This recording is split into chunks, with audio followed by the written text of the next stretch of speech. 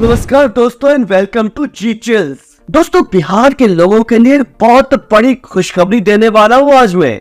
बिहार में लाखों करोड़ों का छप्पड़ फाड़ खजाना मिलने की पूरी संभावना है। दोस्तों, इतिहास में पहले भी बिहार की धरती में कई सारे खजाने उगले हैं, लेकिन इसका ज्यादातर हिस्सा आज झारखंड में चला गया है। हालांकि अब बिहार की किस्मत बदलने के लिए बहुत ही बड़ी खबर सामने आ रही है। गंगा रिवर बेसिन में बिहार को तेल का एक बहुत बड़ा भंडार मिलने की संभावना है और इसकी ड्रिलिंग इसी साल समस्तीपुर में शुरू की जा रही है। वैसे भी जीडीपी के मामले में बिहार तकरीबन $90 बिलियन के साथ भारत की टॉप 15 स्टेट्स में शामिल है, लेकिन बहुत ही जल्द बिहार आपको top 5 economic states of India में देखने को मिलेगा और इसके बारे में हम आपसे आगे विस्तार से चर्चा करेंगे। दोस्तों, बिहार अपने बाढ़ की समस्या से कैसे हमेशा के लिए छुटकारा पा सकता है, इसके बारे में एक देश ने बेहतरीन उदाहरण सेट किया है, जिसके बारे में भी हम आपसे आगे चर्चा करेंगे। आज हम आपको बिहार के उन सिटीज के बारे में भी बताएंगे जो उसे सबसे ज्यादा पैसे कमा कर दे रही है। अगर आप बिहार से हैं तो हो सकता है कि आपके शहर का नाम भी इस लिस्ट में शामिल हो। वीडियो में आगे आपको समझाएंगे कि बिहार में जो तेल का भंडार मिलने की संभावना है, उसका पैसा राज्य सरकार को मिलेगा या कि केंद्र सरकार को मिलेगा, या फिर केंद्र और राज्य सरकार के बीच में रेवेन्यू शेयर किया जाएगा। साथ ही आज हम उन देशों के बारे में भी जानेंगे जिनके पास खाने के लिए अन्न का दाना भी नहीं हुआ करता था, लेकिन आज वे तेल के दम पर पूरी दुनिया में लीडर बने हुए हैं। तो आइए दोस्तों, इन सभी विषयों पर जबरदस्त चर्चा करते हुए एक धमाकेदार रिपोर्ट देखते हैं। नमस्कार। पहला सवाल, अगर बिहार में तेल का भंडार मिलता है तो उस पर राज्य सरकार का हक होगा या केंद्र सरकार का?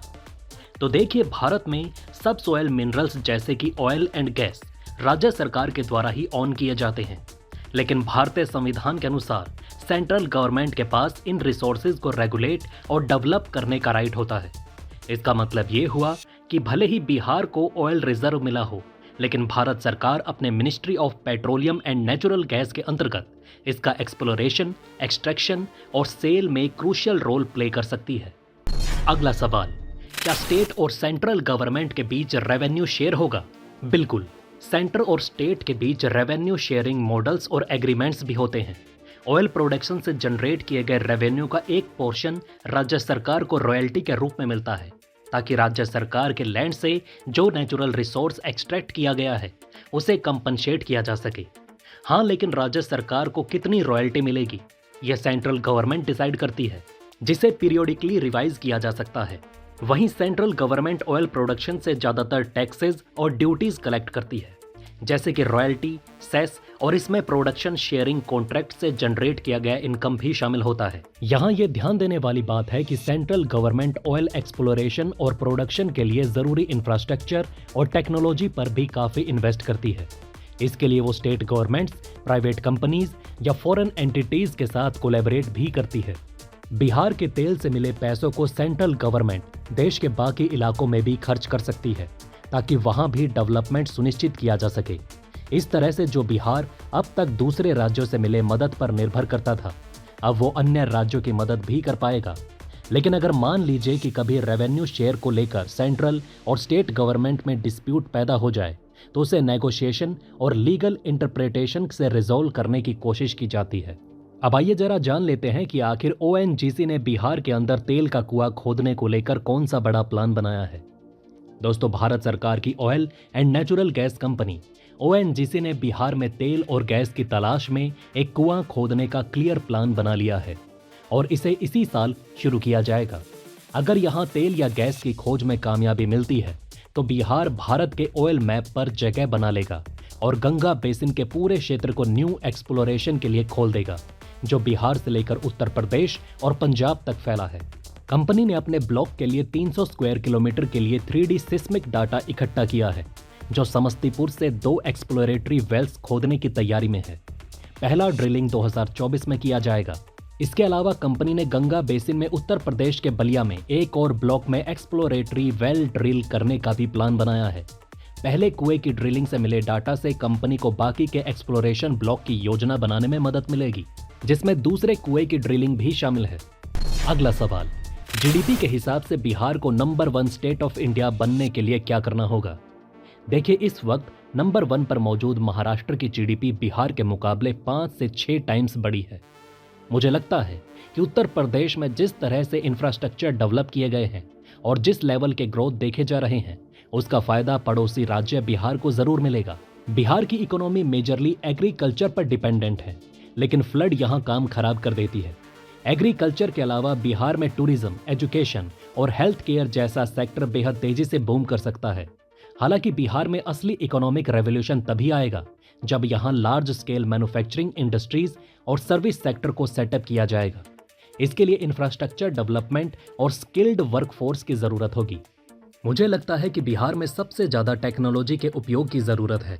टेक्नोलॉजी के माध्यम से आप न केवल बिहार में फ्लड कंट्रोल कर सकते हैं, बल्कि एग्रीकल्चरल बूम के साथ साथ एजुकेशनल बूम भी ला सकते हैं। अगर आप सोच रहे हैं कि बिहार में फ्लड को कंट्रोल नहीं किया जा सकता, तो कृपया करके नीदरलैंड कंट्री के बारे में गूगल कर लें। पानी से लड़ाई के लिए नीदरलैंड और जापान जैसे देश पूरी दुनिया में मशहूर हैं। नीदरलैंड तो पानी के साथ जीना सीख चुका है। नीदरलैंड का ज्यादातर इलाका आपको सी लेवल से भी नीचे मिलेगा, लेकिन ये लोग बेटर प्लानिंग और टेक्नोलॉजी की मदद से एडवांस डाइक्स, डैम्स और पंप्स लगाकर समुद्र के पानी को कंट्रोल करना सीख चुके हैं। बिहार के लोग आपको देश में सबसे ज्यादा रेजिलिएंट और हार्ड वर्किंग मिलेंगे। दशरथ मांझी इसके बेहतरीन उदाहरण है। अगला सवाल, बिहार के टॉप अर्निंग सिटीज की लिस्ट में कौन कौन शामिल है? दोस्तों, बिहार अपने कल्चरल हेरिटेज और एग्रीकल्चरल बेस के लिए जाना जाता है। वैसे तो बिहार अपनी इकोनॉमी के लिए प्राइमरली एग्रीकल्चर पर डिपेंडेंट है, लेकिन अब वो धीरे धीरे सर्विस और इंडस्ट्रियल सेक्टर की डेवलपमेंट की मदद से अपनी इकोनॉमी को डाइवर्सिफाई कर रहा है। यहाँ अर्बनाइजेशन भी देखने को मिल रहे हैं। बिहार की राजधानी पटना को आप इस राज्य के लिए इकोनॉमिक हब मान सकते हैं। पटना सिटी में आपको डाइवर्स इकोनॉमी देखने को मिलेगी, जैसे कि education, real estate, banking, health care, retail के साथ साथ गवर्नमेंट एडमिनिस्ट्रेशन पटना की इकोनॉमी में सिग्निफिकेंट रोल प्ले करते हैं। ट्रेड के लिए पटना पूरे बिहार में एक इम्पोर्टेंट सेंटर है, जहां आपको आईटी सेक्टर भी ग्रो करते हुए दिखेगा, जिसके लिए यहां कई सारी टेक्नोलॉजी पार्क्स भी डेवलप किए जा रहे हैं। पटना के बाद बिहार की इकोनॉमी में गया का बड़ा रोल है। गया न केवल भारत बल्कि पूरी दुनिया में अपने रिलीजियस सिग्निफिकेंस के लिए जाना जाता है। हिंदूज और बुद्धिस्ट के लिए गया एक मेजर पिलग्रिमेज सेंटर है। टूरिज्म के माध्यम से गया खूब पैसे कमाता है। इसके अलावा यहाँ एग्रीकल्चरल मार्केट और स्मॉल स्केल इंडस्ट्रीज भी मौजूद हैं, जो इसकी इकोनॉमी में कंट्रीब्यूट करते हैं। इसके अलावा भागलपुर, मुजफ्फरपुर, दरभंगा, हाजीपुर और बिहार शरीफ जैसे शहर भी बिहार की इकोनॉमी में मेजर कंट्रीब्यूटर हैं। भागलपुर अपने सिल्क इंडस्ट्री के लिए पूरी दुनिया में मशहूर है। भागलपुरी सिल्क या तूसर सिल्क की डिमांड चारों तरफ कई सालों से बरकरार है। Muzaffarpur large scale production of लीची के लिए जाना जाता है। मुजफ्फरपुर की लीची पूरी दुनिया में मशहूर है, इसलिए इसे लीची किंगडम भी कहा जाता है। मुजफ्फरपुर में इस वक्त आपको रिटेल और सर्विस सेक्टर भी डेवलप होते हुए नजर आएंगे। मिथिलांचल का दरभंगा अपने agricultural, fishing, small scale industries, handicraft, cultural contributions और एजुकेशनल इंस्टीट्यूट के लिए जाना जाता है। पटना के नजदीक बसे हाजीपुर को आप इंडस्ट्रियल एरिया के तौर पर देख सकते हैं, जहां कई सारे फूड प्रोसेसिंग, डेयरी और मैन्युफैक्चरिंग यूनिट्स लगाए गए हैं। पटना के नजदीक होने के कारण ये एक इम्पोर्टेंट ट्रेड और ट्रांसपोर्टेशन हब बन चुका है। आपको ये भी बता देना चाहते हैं कि गया के अलावा नालंदा, राजगीर, बिहार शरीफ, वाल्मीकि नगर, वैशाली, मधुबनी, सीतामढ़ी जैसे इलाके बिहार में इंपॉर्टेंट टूरिस्ट डेस्टिनेशन हैं, जो बिहार की इकोनॉमी में मेजर रोल प्ले करते हैं।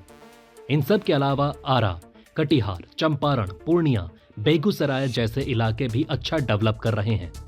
अगला सवाल, तेल की खोज ने किन देशों की काया पलट कर रख दी है? तेल की खोज ने कैसे मिडल ईस्ट के देशों की काया पलट कर रख दी, ये तो आप सभी अच्छे से जानते हैं। इसके अलावा भी रूस, कनाडा और वेनेजुएला जैसे कई ऐसे देश हैं जिनकी इकोनॉमी काफी हद तक तेल और गैस पर निर्भर है। अगला सवाल, तेल की खोज ने सऊदी अरब की किस्मत कैसे बदल दी? तेल के मामले में सबसे बड़ा नाम सऊदी अरब का आता है। 1930 के दशक में तेल की खोज ने सऊदी के नोमादिक और डेजर्ट बेस्ड सोसाइटी को पूरी तरह ट्रांसफॉर्म करके रख दिया। अगर सऊदी अरब को तेल ना मिला रहता तो आज वो one of the poorest nation में शामिल होता। रेत में खाने के लिए उससे पेड़ के पत्ते भी नहीं मिलते, बालू खाना पड़ता, और आज भी वहां के लोग रेगिस्तान में भेड़ बकरी और ऊंट चराकर अपना जीवन पालन कर रहे होते। तेल की खोज ने सऊदी अरब की किस्मत पलट कर रख दी। आज वो $1 ट्रिलियन इकोनॉमी के साथ न केवल G20 में शामिल है, बल्कि ग्लोबल पॉलिटिक्स, इकोनॉमिक्स और एनर्जी मार्केट्स को काफी ज्यादा इन्फ्लुएंस करता है। अगला सवाल, यूएई तेल की मदद से कैसे ग्लोबल बिजनेस हब बन चुका है? सऊदी के बाद दूसरे नंबर पर यूएई आता है। यूएई का नाम सुनते ही आप सभी के कानों में दुबई गूंजने लगता होगा।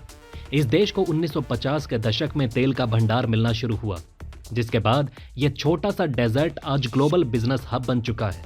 यूएई अपने मॉडर्न इंफ्रास्ट्रक्चर, टूरिज्म और हाई स्टैंडर्ड ऑफ लिविंग के लिए पूरी दुनिया में फेमस है। अगला सवाल, कैसे पूरी दुनिया में तेल ने कतर की कदर बढ़ा दी? सऊदी और यूएई के बाद आज मिडिल ईस्ट में कतर का कदर बहुत ज्यादा है। 1940 के दशक के पहले कतर की इकोनॉमी फिशिंग और पर्ल हंटिंग पर डिपेंडेंट थी, लेकिन फिर इसी दशक में कतर की काया पलट गई जब उसे तेल और बाद में नेचुरल गैस का भंडार मिला। पर कैपिटा के हिसाब से आज Qatar one of the highly developed welfare state है। अगला सवाल, तेल की मदद से कुवैत कैसे one of the highest per capita income सुनिश्चित कर पाया? इन तीनों देशों के अलावा कुवैत को भी 1930 के दशक में तेल का भंडार मिला, जिसे वर्ल्ड वॉर II के बाद निकाला जाने लगा, और आज कुवैत ने पूरी दुनिया में one of the highest per capita incomes हासिल कर लिया है। आज इस देश के पास well developed social service system मौजूद है, जिसे ऑयल रेवेन्यूज से फंड किया जाता है। मिडल ईस्ट में तेल मिलने से इन देशों के अलावा ईरान, इराक जैसे देशों की भी काया पलट हो चुकी है। अगला सवाल, तेल के पैसों से रूस कैसे युद्ध लड़ता है? अगर आप रूस की बात करें तो वो आज अपने ऑयल एंड नेचुरल गैस के पैसों से ही यूक्रेन में युद्ध लड़ रहा है। साइबेरिया इलाके में एनर्जी भंडार मिलने के बाद रशियन इकोनॉमी में 4 चांद लग गए। आज रूस पूरी दुनिया में one of the largest producer of oil and natural gas बना हुआ है।